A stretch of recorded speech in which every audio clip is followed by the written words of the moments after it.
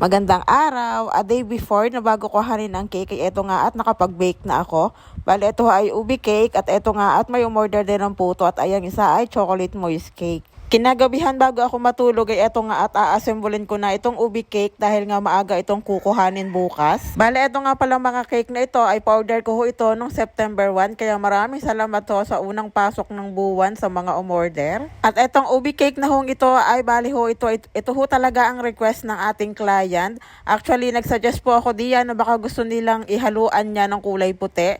Pero sabi nga ni client ay okay lang na pure violet na lang ang ilagay. Baka kasi may makita na naman ako na comment na sasabihin nyo na naman mag-explore naman ako ng mga iba-ibang kulay. Alam ko po ang ibig nyo sabihin at saka concern na rin naman po kayo sa aking ginagawa.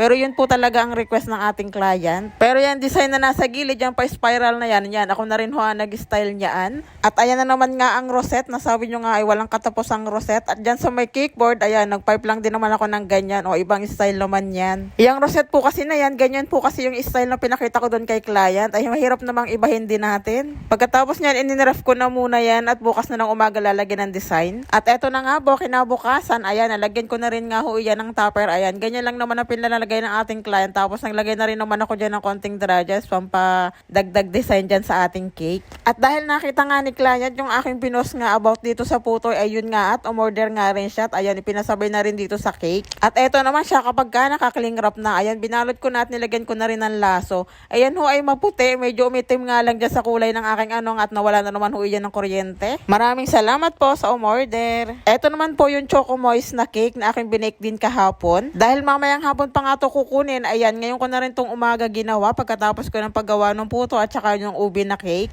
At kung napansin nyo po, baligtad yung lagay ng cake ko dito dahil nga minabasa ako sa comment natin na mas maganda daw ilagay siya ng pabaligtad. Kaya lang parang mas komportable kasi ako doon sa hindi na siya binabaligtad.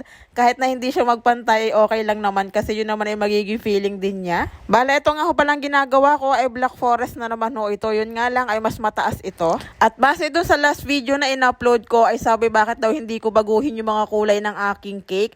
Sa pagkakaalam ko po kasi at saka nag-search po talaga ako sa Google, ang Black Forest po talaga ay white po talaga siya at saka yung mga chocolate na inilalagay at saka yung cherry o kaya yung blueberry. At ayan, may badrip na naman tayo at ayan, pure chocolate din nga pala ang aking ginamit diyan. At doon nga pala sa baba, ayan, naglagay na rin nga pala ako ng chocolate nga diyan dahil nga ay may pinasa ako or may nagawa na rin ako dati na ganyan na Black Forest at ayun nga ang pinaggayanan. At ang rosette, syempre ayan, ganyan pa rin ang ating paglalagay, rosette pa rin. At dahil nga ayan ay paglalagyan ko ng cherry. Sa susunod nga po, tatanungin ko si client na sana wag na lang rosette ang ilagay kasi nga nananawa ng viewers ko sa rosette. Charot. Kung ano po yung sample na pinakita ko at sinabi nilang iyon ang gagawin, ayun lang po talaga ang aking gagawin. At eto na po, tapos na, ayan, nailagay ko na yung cherry. Tapos ayan, naglagay na rin ako ng chocolate dyan sa gitna.